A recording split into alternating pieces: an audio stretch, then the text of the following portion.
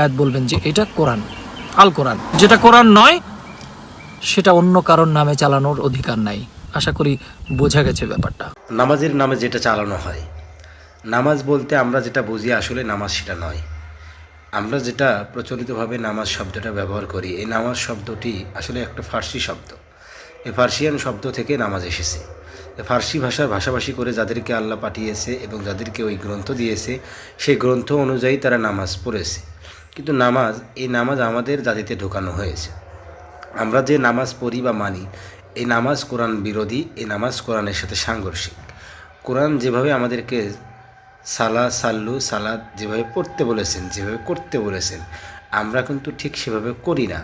আমরা না করে উল্টা আমাদের মোল্লা মুন্সি যে তারা আমাদেরকে যেভাবে শিক্ষা দীক্ষা দেয়, সেই শিক্ষার ভিত্তিতে আমরা সেটা গ্রহণ করি, গ্রহণযোগ্য হিসেবে নেই। কিন্তু আমরা আসলে প্রকৃতপক্ষে মনে করি নবীজি নামাজ পড়েছেন এবং নবীজি আমাদেরকে নামাজ দিয়ে গিয়েছেন।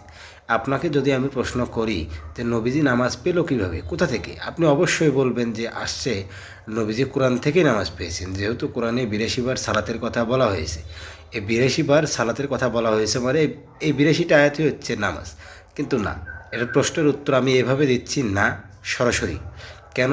আপনি যখনই কোরআনের ৮২টা আয়াত একত্র করবেন, একত্র করে দেখবেন যে নবীজি যেখানে যেখানে আল্লাহ সালাতের কথা বলেছেন সেই স্থানগুলো দেখবেন। এখানে শুধু আল্লাহ নবীজিকে আল্লাহ সালাতের কথা বলেননি, এখানে ২৫ জন নবীর কথা আল্লাহ বলেছেন। আদম থেকে শুরু করে হজরত মোহাম্মদ সাল্লাল্লাহু আলাইহি সাল্লাম পর্যন্ত যত নবী রাসূল এসেছেন আল্লাহর পক্ষ থেকে, প্রত্যেকেই কিন্তু সালাত কায়েম করে গিয়েছে। সালাতটা হচ্ছে কি? সার্বিক বিষয়। সালাতটা হচ্ছে বহুবচন শব্দ। সালাতটা সংযোগ, যোগাযোগ। সালাতটা আল্লাহর সঙ্গে সম্পর্ক স্থাপন করা, রাসূলের সঙ্গে সম্পর্ক স্থাপন করা, রাসূলের সঙ্গে যোগাযোগের মাধ্যম, আল্লাহর সঙ্গে যোগাযোগের মাধ্যম। এভাবে বিভিন্ন জায়গায় বিভিন্ন ক্ষেত্রে বিভিন্ন আয়াত আল্লাহ দিয়েছেন। এক প্রেক্ষাপট ধরে কখনো আপনি কোরআন বুঝতে পারবেন না। আপনি যদি প্রচলিত যে ধ্যান ধারণা জ্ঞান যা কিছু আপনার ভেতরে রয়েছে, এগুলো যদি আপনি না বদলান এবং এগুলো দিয়ে যদি আপনি কোরআনকে চিন্তা করেন, তাহলে আপনি কোরআন কখনো বুঝতে পারবেন না। কোরআন বুঝতে গেলে আপনাকে আগে জানতে হবে এইটা যে আপনি কিছুই জানেন না, কিছুই মানেন না, কিছুই করেননি।